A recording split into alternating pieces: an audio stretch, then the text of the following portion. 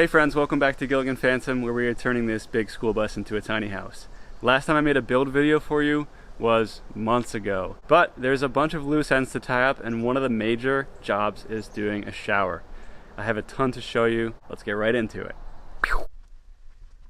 Now the plan was I was going to have exposed copper piping for my valve. Val really wanted this thing called a Nebbia shower head. I was not super into it, but when I found out that it only uses 3/4 of a gallon per minute, I was sold because water conservation is one of our top topics. What I now have to do is I have to make this plumbing internal and a normal shower mixing valve, but the problem is I made these really shallow walls. And also, this stud is right in the middle of exactly where I need my mixing valve and my shower head to be. I've got to do a little bit of work here to free this up so that I can then go into my electrical closet, pull all these out, cut this, tee off, drill through here, notch this, have my plumbing coming down through here and into my mixing valve, and I need to cut this and remove it and replace it with one here and one here. I gotta make a big mess so that I can figure out how to fix it and do this right.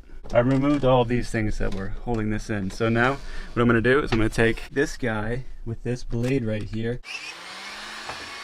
Okay, so I got the first piece cut. Now I'm cleaning it up, getting a nicer, cleaner cut. The reason I use these shark bites, even though they cost a freaking fortune, is because I'm not a plumber. I need things to be modular. I need to be able to like change them and fix them. So make things modular. And then really it seems like it makes very little sense to use copper where you have to like deburr it and sand it and cut it when you could just, you know, it takes no time. This stuff is cool.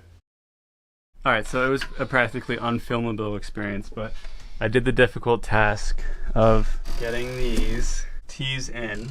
Hey guys, I really have not been able to film the craziness of what I've been doing.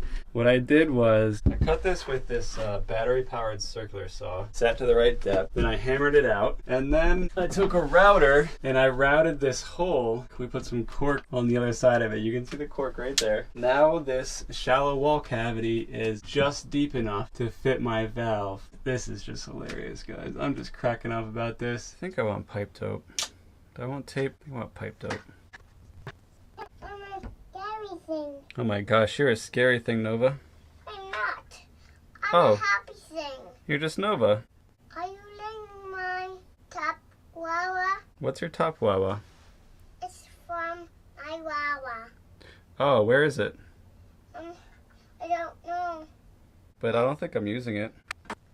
Hey. Hey. I gotta show you guys Nova. Not yours. No, Daddy's working. You put it on. But you did this. Yeah. Of course you can. Yeah, my kid. You Hey guys, a couple days later, got a haircut, did a bunch of work without showing you, just because it was so dark and so tight in that shower. I'm building the curb right now. I'm gonna update you on what I did. Let's say hi to Nova real quick. I did something with the hammock and go in with it. Okay. I can go in there. Do you want my help? Yeah.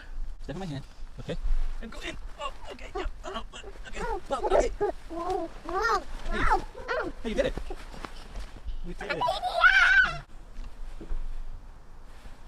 Okay, so this is my curb. Probably won't be quite that tall, but these guys stacked on each other. Let's go look at the shower and see what kind of progress I've made. What do you guys think? Is this gonna work out? Okay, so there's my shower curb. It's 5.5 inches tall from the outside. Kerdi Schluter. Okay, so now that my plumbing is done, my shower curb is built, it's time to put in a shower base and shower walls. I want to talk to you guys real quick about what we're doing and why. We created a footprint that was not going to work with any standard shower pan.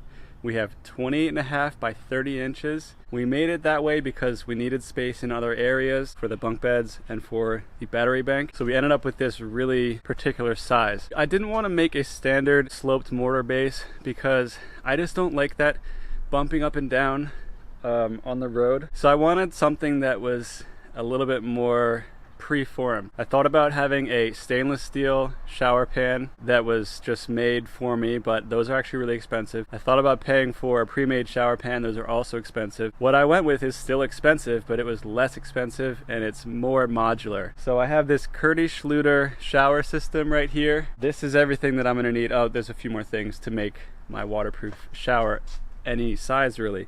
And the big thing is that with this foam base, I can cut it to the exact dimensions that I need to get my offset drain, because that's a big problem of mine. There's a steel member in the center of our drain, so I need an offset drain. I think I might have forgotten to press record, but hole's cut. This worked really well. I'll probably never use it again. We got this hole in the perfect location.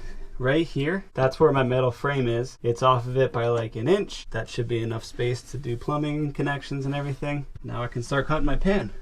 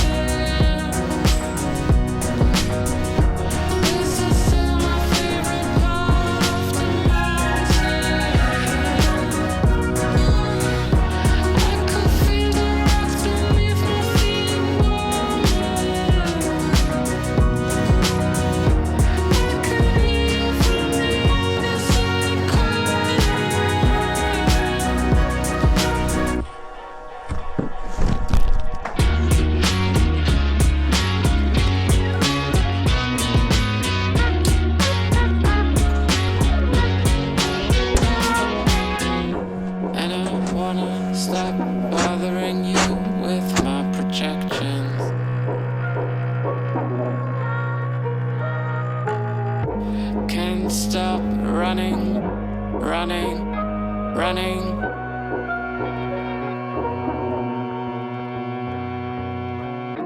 I was up before the sun was rising. This is still my favorite part of the mountain. I could feel the rocks beneath my feet warming. I could hear on the other side calling.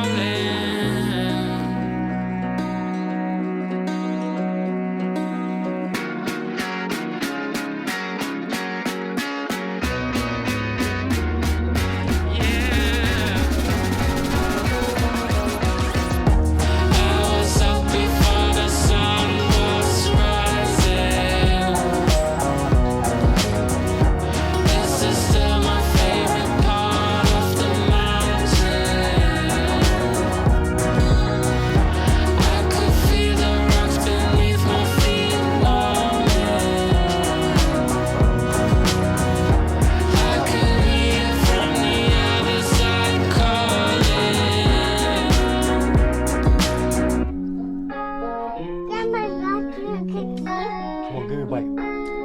Put it in my mouth.